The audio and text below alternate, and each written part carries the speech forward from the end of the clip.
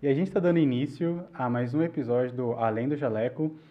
E a gente está com uma ilustre presença aqui, que hoje que está vindo apresentar para vocês algumas coisas muito importantes, eu acredito que vai agregar bastante para quem não está nos assistindo hoje. Doutora, você poderia se apresentar para a gente, por favor?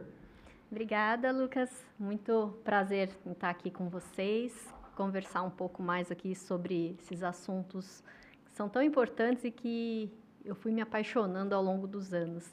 Então, vou fazer uma breve apresentação. Maravilha. Meu nome é Roberta, eu sou formada já há 25 anos, sou, por formação, cirurgiã do aparelho digestivo, fiz residência na Faculdade de Botucatu de Medicina, da Unesp. Fiz residência em cirurgia geral, depois cirurgia do aparelho digestivo. Depois eu fiz um mestrado na USP, na área de doenças inflamatórias intestinais e microbioma intestinal. E depois eu fiz também a minha pós-graduação em nutrologia pela Abram. E esse assunto da microbiota foi algo que foi se desenvolvendo aí ao longo dos anos. Então, já veio aquele interesse inicial durante o meu mestrado, que foi nessa área já de microbiota. Embora naquela época eu ainda operasse bastante, eu trabalhasse mais com cirurgia do que clínica, naquela época foi quando surgiu já essa ideia. Isso foi em 2012, quando eu defendi o mestrado, comecei a estudar isso em 2008, então já tem um certo tempo aí, alguns anos. Mas isso aí foi se aprofundando aí ao longo dos anos, foi surgindo mais uma vontade para eu ir mais para esse lado da microbiota, para a área clínica, e aos poucos eu fui parando de operar, na minha especialização em cirurgia, e fui me dedicando mais à atuação clínica, principalmente nessa área de microbiota, depois com nutrologia também, que eu fiz pela Abram. E hoje em dia, meu foco principal em consultório é modulação intestinal, tratamento das desordens funcionais do intestino, essa abordagem desse universo que a gente tem dentro da gente, que é o de bactérias, de fungos, de vírus, da microbiota intestinal, e como isso impacta na nossa saúde como um todo. Então, isso tem sido o foco principal aí da minha atuação no momento. Maravilha. Doutora, uma coisa que eu tenho certeza que esse nosso bate-papo vai ser bem enriquecedor, né, para quem está nos assistindo. A gente já percebe, todos nós já percebemos que você já tem uma bagagem já, né, trilhada já dentro dessa parte. E exatamente nesse nicho que você escolheu, tem algum motivo muito específico? Tem alguma coisa que, um exemplo, você já nasceu, você acha que já nasceu predestinada para isso? Ou você caiu de paraquedas para escolher isso? Você poderia explicar para a gente mais ou menos como que você começou? Olha, isso foi algo que foi se desenvolvendo aos poucos na minha vida. Não foi um estalo, não foi algo que surgiu de repente. Eu gostava sempre assim, durante a medicina, eu tive essa preferência por gastroenterologia, cirurgia do aparelho digestivo. Gostava muito de operar, da área cirúrgica. E eu acho que a gente vai, durante a vida, a gente vai se moldando, a gente passa por diversas situações e nossos gostos vão mudando também, né? Nossas afinidades. E é um assunto assim que aos pouquinhos foi surgindo, eu fui me interessando, fui estudando mais e fui achando apaixonante, é um universo assim muito grande de informações, e a gente vê o impacto que isso traz na saúde como um todo, né? Então, é algo que foi se desenvolvendo naturalmente mesmo. Isso surgiu, acho que a sementinha inicial foi no meu mestrado, que já trabalhava com essa área de microbiota. E ao longo desses últimos anos, estudando, lendo artigos, aprofundando um pouco mais nisso aí, aplicando principalmente na prática clínica, vendo resultados, vendo como isso impacta na qualidade de vida das pessoas, e isso foi me trazendo cada vez mais a certeza que seria a área que eu gostaria de trabalhar. Maravilha. Uma coisa que você disse que acredito que para todo mundo que está nos assistindo, né, que seria a microbiota, né? Isso. É um pouco uma palavra um pouquinho difícil, né? E acredito que para quem está fora da bolha, vamos colocar assim, da sua área de atuação, não sabe exatamente o que é. Você poderia explicar para a gente, se aprofundar exatamente o que seria isso? Sim, claro. Hoje em dia, nós sabemos que temos dentro do nosso organismo 10 vezes mais bactérias, micro-organismos do que células humanas, né? Então, a gente fala que é um universo que habita dentro de nós. Então, a microbiota é esse conjunto de todas essas bactérias. A gente tem em torno aí de 100 trilhões de bactérias dentro do nosso organismo. E elas impactam muito na nossa saúde como um todo, desde a imunidade, do modo como o nosso organismo absorve os nutrientes, como metaboliza e produz hormônios, como impacta na inflamação ou falta dessa inflamação no organismo. Então, hoje a gente já vê a conexão do intestino com praticamente todos os órgãos e sistemas. Um dos eixos mais estudados é o eixo intestino-cérebro. Então, hoje em dia nós sabemos que o intestino impacta diretamente em sistema nervoso central e o contrário também. É um eixo bidirecional, de baixo para cima e de cima para baixo. Então, um intestino que está em desequilíbrio, está desregulado, com uma composição ruim de bactérias, impacta negativamente o funcionamento do sistema nervoso. Então, aumenta aí riscos de ansiedade, de depressão, de Alzheimer, de Parkinson, de várias doenças neurológicas, e o contrário também. Uma pessoa que está muito ansiosa, muito estressada ou deprimida, isso impacta negativamente também o intestino, o funcionamento intestinal, a composição de bactérias. Isso aí é só um dos eixos, né? Mas aí a gente tem eixos com todo o nosso organismo. Então, com pele, doenças da pele, então, acne, rosácea, dermatites atópicas, tem muita correlação com microbiota, os hormônios, né? Então, sistema endócrino, produção hormonal. Então, doenças da mulher, em geral, tem muito a ver com o intestino, desde candidíases de repetição, ovário policístico, menopausa, que é um assunto que eu tenho trabalhado bastante, endometriose, tudo isso tem muita correlação, né? Inclusive o ganho de peso, obesidade, pessoas que tendem a ser mais magras, mais obesas, a gente vê que a microbiota dessas pessoas são muito diferentes, o tipo de bactérias que essas pessoas têm. Então, a gente saber abordar o intestino é um complemento que está se tornando cada vez mais importante na medicina. Então, hoje em dia, a gente não pode mais tratar o paciente apenas direcionado de acordo com a sua especialidade. Eu enxergo isso como algo cada vez mais essencial, ter esse olhar mais amplo sobre o paciente e sobre o intestino. Perfeito. Uma coisa que eu acho que vai fazer bastante sentido para quem está nos assistindo, pelo que você trouxe para a gente, né, esses pontos nessa questão das bactérias, né? Que, para mim, numa visão um pouco mais leiga, pelo que eu estou vendo, eu pensava que as bactérias eram só coisas ruins, né? Mas, pelo que eu vi, tem coisas boas. Você poderia explicar para a gente, mais ou menos, a diferença dessas bactérias ruins, bactérias boas? Sim, com certeza. Isso é bem importante, porque nós temos bactérias de proteção e nós temos bactérias patogênicas, né? Então, as patogênicas são as que causam infecções, causam doenças.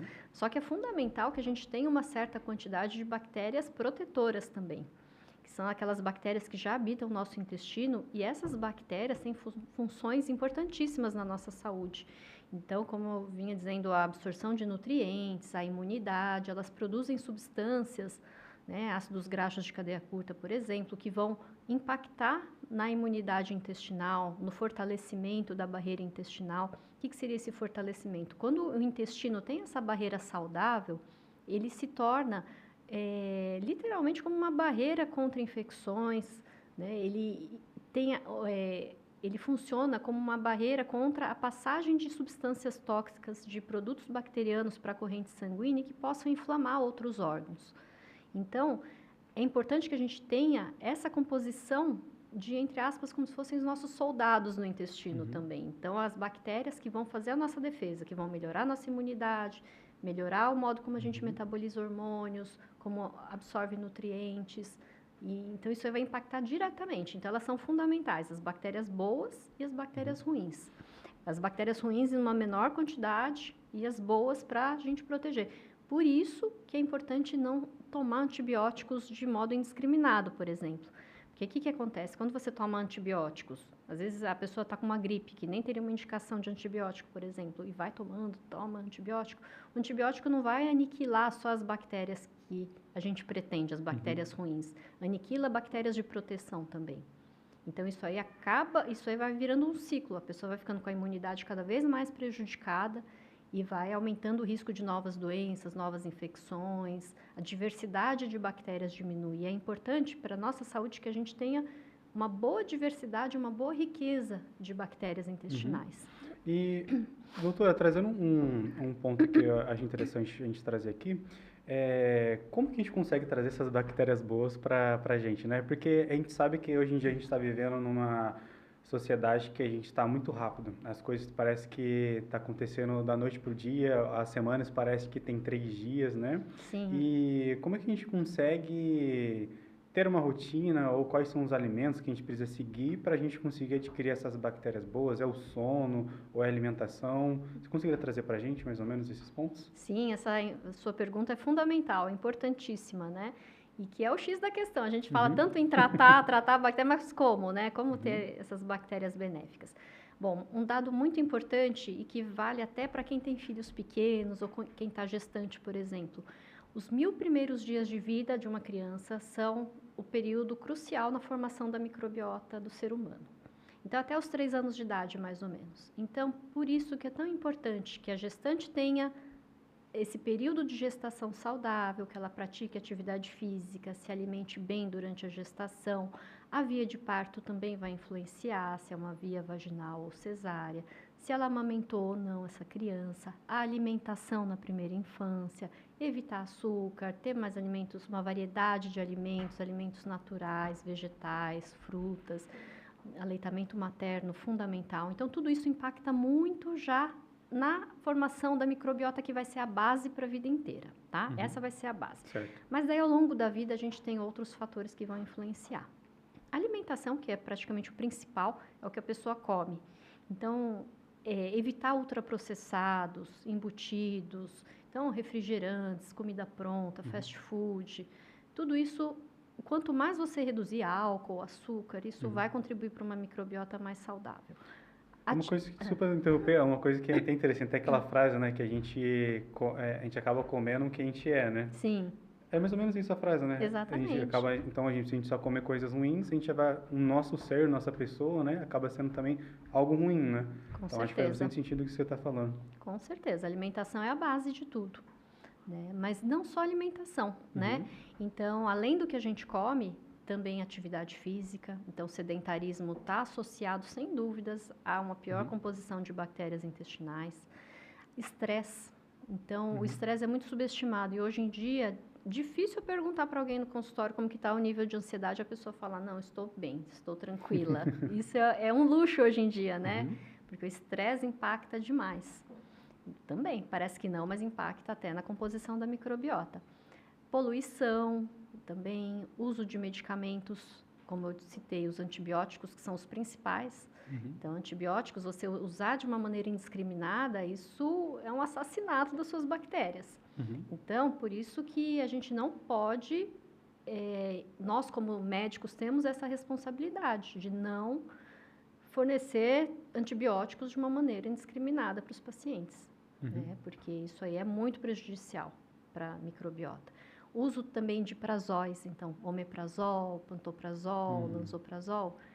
Esses medicamentos, eles têm sua indicação, eu não sou contra, muito pelo contrário, eles são muito úteis em diversas condições aí do aparelho digestivo, mas o uso, às vezes, muito prolongado, diminui aquela barreira ácida natural que nós temos no estômago, que é um primeiro filtro contra as bactérias. E isso diminui também a nossa proteção contra essas infecções bacterianas. Então, usos muito prolongados, a vida inteira, muitos anos tomando, isso também prejudica. Então, é um conjunto de fatores aí que acabam determinando como que vai ser essa microbiota intestinal. E tudo associado a estilo de vida mesmo. Perfeito. Uma coisa que eu percebi também, você falando essa questão com estilo de vida, com essa coisa que a gente come, né? Se fosse para a gente trazer agora, no seu caso, né? Exemplificando para as pessoas que estão assistindo para a gente, um passo a passo, né? Quais são os antibióticos ruins ou remédios ruins que deveria trocar por isso ou por alimentação, sabe? Trocar, às vezes, um medicamento, mas, na verdade, a gente poderia trocar, um exemplo, por um jejum intermitente, talvez, ou talvez uma alimentação um pouco mais saudável, em vez desse antibiótico. Você conseguiria dar um passo a passo, mais ou menos, com o que poderia trocar? Olha, no caso do antibiótico, não tem muito... Quando ele tem uma indicação precisa, existe uma infecção bacteriana, não tem muito como fugir, né? Não tem muito como eu falar assim, não, vou fazer uma alternativa ao antibiótico. Porque tem a indicação precisa dele, tem uma infecção bacteriana, não vai ter muito como fugir. O que tem que fugir é de uso indiscriminado, é usar antibiótico quando não tem indicação. Por exemplo, quadros virais, gripes, isso aí não vai resolver com antibiótico e o antibiótico vai prejudicar. Então, vai ser um malefício. Então, daí a gente contraindica. Mas no caso, assim, por exemplo, de alimentação, existem alguns grupos de alimentos que são muito favoráveis para a nossa microbiota, né? Então, desde os prebióticos naturais. Então, o que são, né? Isso aqui acho que é importante a gente destacar a diferença de prebiótico e probiótico, que muita gente confunde. O prebiótico são as fibras da dieta, os alimentos que vão estimular o crescimento de bactérias boas, protetoras do intestino.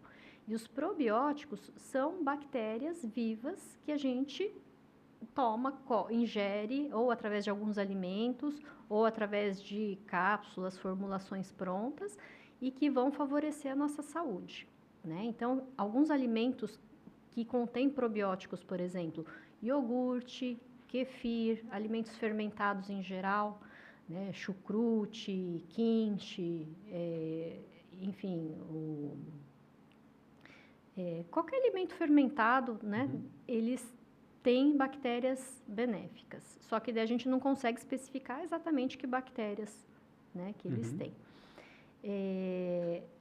Fora isso, os prebióticos, que são as fibras que estimulam o crescimento das bactérias boas, a gente tem aí banana verde, tem alho e cebola, tem chicória, aspargos, linhaça, aveia, são alimentos leguminosas, então feijão, grão de bico, lentilhas, ervilhas, isso tudo estimula aí o crescimento de bactérias boas. E também tem outros, né? Tem os polifenóis, que estão presentes aí em frutas vermelhas, por exemplo, então framboesa, morango, mirtilo, amoras, são alguns exemplos aí de frutas vermelhas. Alguns vegetais, principalmente aqueles verdes escuros, também tem bastante polifenóis. Então, o espinafre, os brócolis também.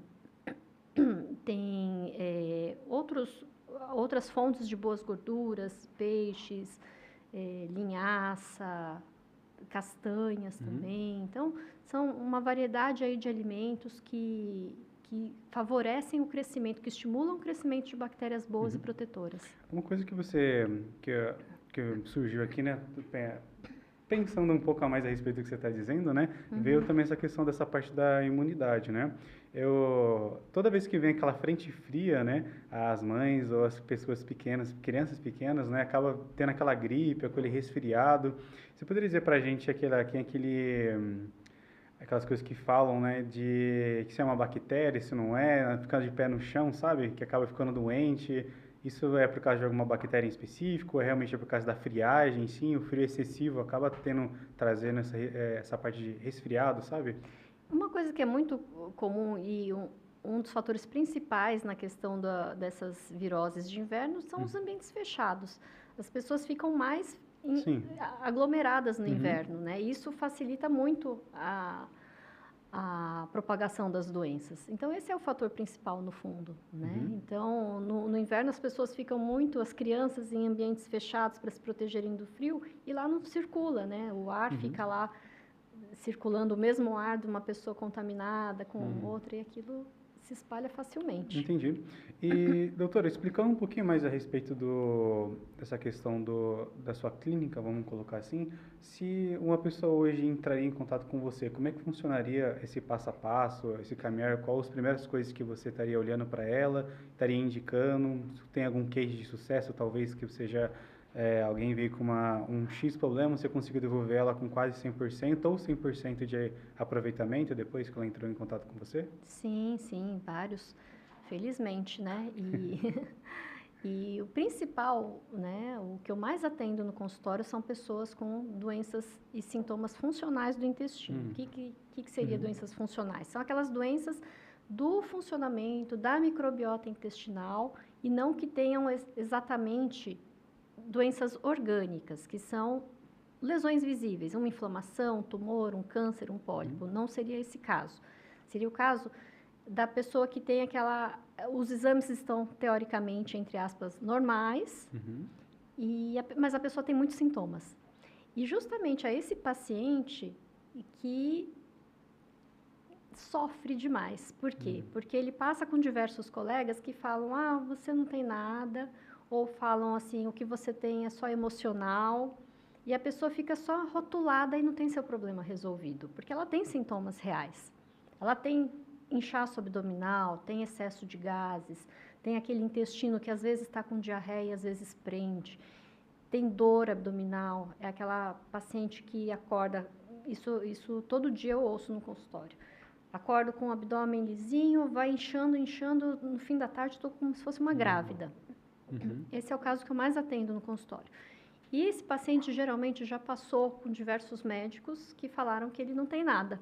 Então isso é sofrido para o paciente, porque ele fica sem um diagnóstico, ele fica com aquela sensação que é tudo da cabeça dele, quando na verdade não, né? Então a gente ajustar tudo isso é muito gratificante quando você vê a melhora desse paciente e você vê que tem uma solução e o melhor de tudo, você não melhora só o sintoma intestinal do paciente, você acaba melhorando tudo, porque você faz uma série de medidas, aplica uma série de intervenções que vão fazer com que esse paciente volte depois e fala, mas eu me sinto mais disposto, eu me sinto mais alegre, eu me sinto com mais disposição, mais ânimo de viver, né? Minha vida social melhorou, aquela dor, porque muitas vezes a pessoa com esse tipo de sintoma se limita muito socialmente, evita sair de casa, evita ir num restaurante, um encontro social com os amigos, porque tem medo de ter uma diarreia, uma dor, inchaço no meio lá do programa, tem medo de comer,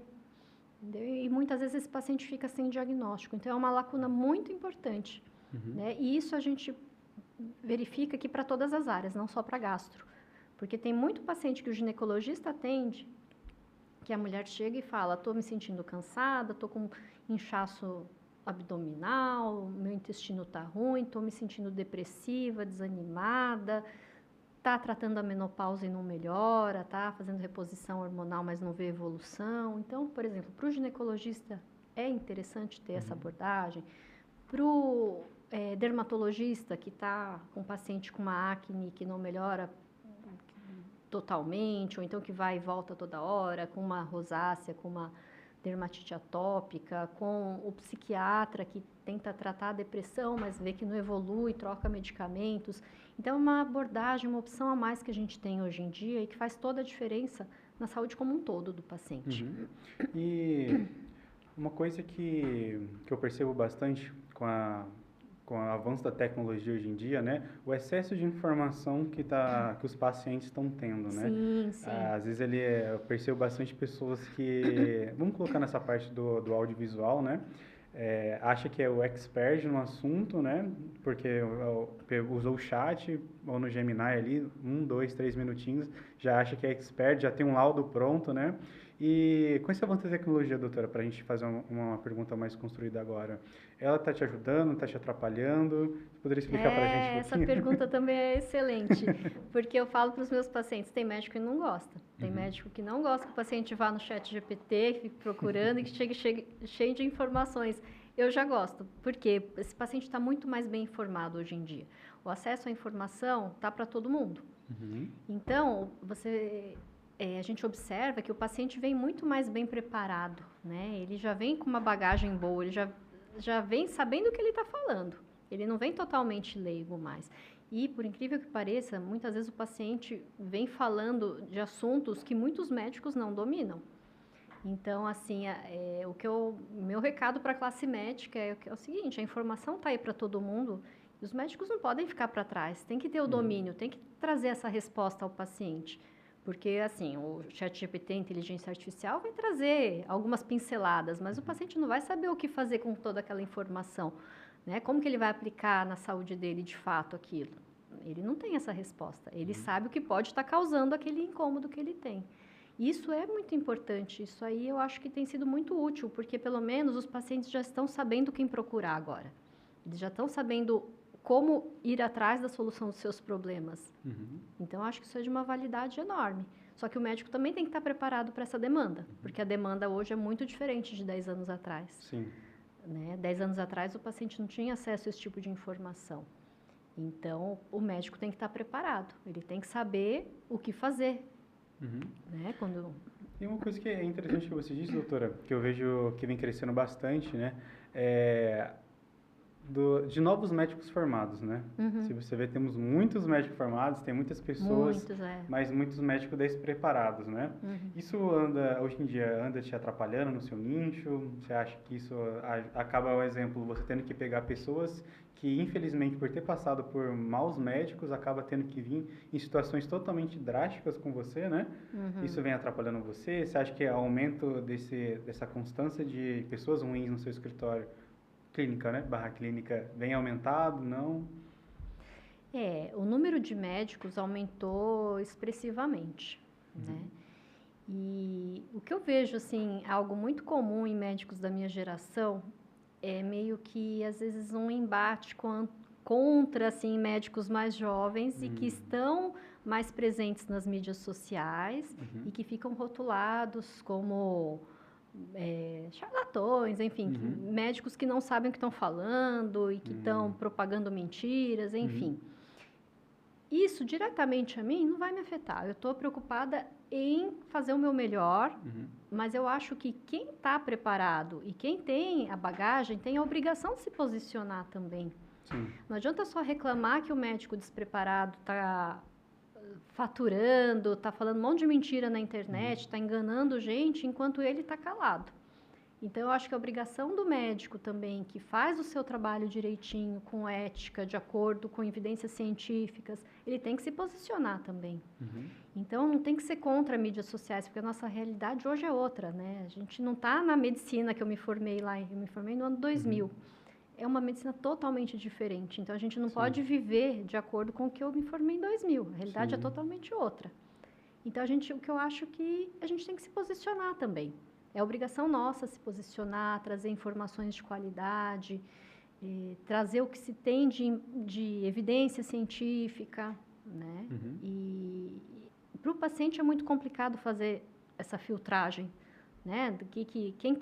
Muito paciente chega perdido, fala assim, olha, eu não sei mais em quem acreditar. Um médico fala isso, outro médico fala aquilo, é complicado. Né, para o paciente saber em quem ouvir, porque tem muitas opiniões divergentes aí na internet.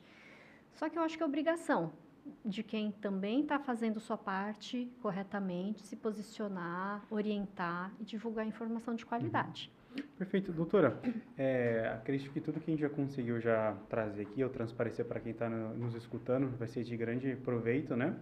E trazendo um pouquinho mais para o final, nessa parte de encerramento, né? Se você fosse trazer uma frase ou trazer uma opinião para você, para quem está nos assistindo, né? Do seu coração agora, a câmera vai ser sua ali, você pode ficar à vontade, realmente transparecer o que você quer, trazer alguma coisa para o público, ou para essa parte médica, ou para paciente, fica à vontade. Eu acho que a gente tem que... Meu recado principalmente para os médicos, agora para os meus colegas, né? A gente tem que cada vez mais enxergar o paciente como um todo, né? Isso não é só aquela frase bonitinha que a gente sempre ouviu, mas de fato aplicar, né? Então, muitas vezes, dentro das nossas especialidades, a gente teve a formação, teve aquela orientação direcionada para determinada patologia, determinada condição.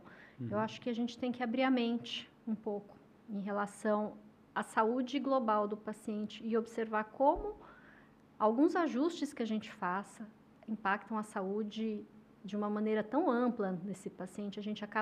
Nosso potencial de ajuda a esse paciente é muito maior do que a gente imagina, porque a gente acaba não melhorando só um ponto ou outro na saúde desse paciente. A gente melhora a saúde global, melhora a vontade, às vezes, de viver desse paciente. Então, acho que o meu recado para os colegas seria ter essa visão um pouco mais ampla.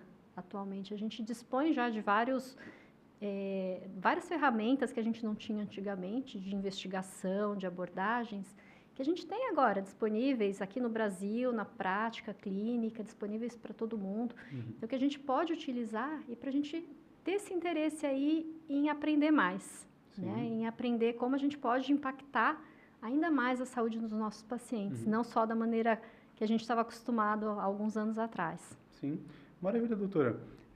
Realmente, muito obrigado pela sua presença, obrigado por tudo que você conseguiu compartilhar com a gente, né? Trazer, acho que todo mundo aqui, desde o primeiro instante, já viu que você já traz uma bagagem com bastante expertise, né?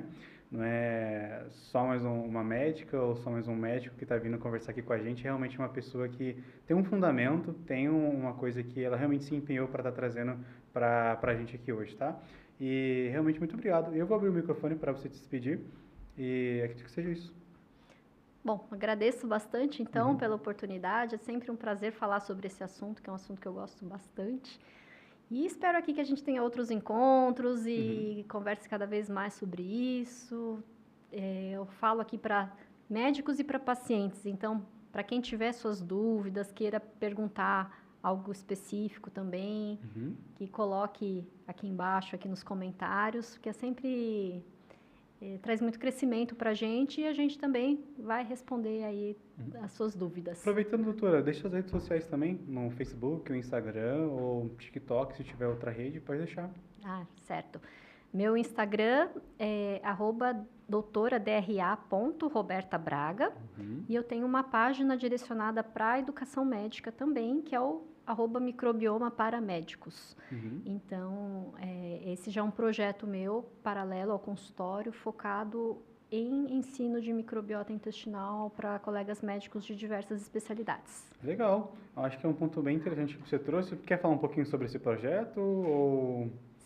É um projeto que estou desenvolvendo para a gente trazer exatamente esse conhecimento da microbiota e principalmente a aplicabilidade clínica, né? Então, a gente sabe que o tempo do médico é muito escasso, está todo mundo envolvido aí com as suas demandas pessoais e profissionais o tempo todo. Então, é um projeto meu que eu já venho há algum tempo trabalhando em cima, em fazer um passo a passo aplicável clinicamente para médicos de outras especialidades. Então, para ginecologistas, dermatos, psiquiatras, endócrinos, que possam aplicar esse conceito do microbioma no seu dia a dia, né? E impactar positivamente seus pacientes.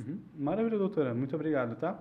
Eu que agradeço. E você que é médico ou você que é paciente, em requisitos de tudo que a gente trouxe para cá, as redes sociais da doutora vão estar na descrição. Ela mesma disse que vai estar aqui. Vai ter um pop-up quando ela falar, então já segue ela lá. E siga a gente também nas nossas redes sociais e no YouTube. E não deixe de deixar aquele like. E obrigado a todos que assistiram a gente até aqui, tá bom? Tchau, tchau. Obrigada.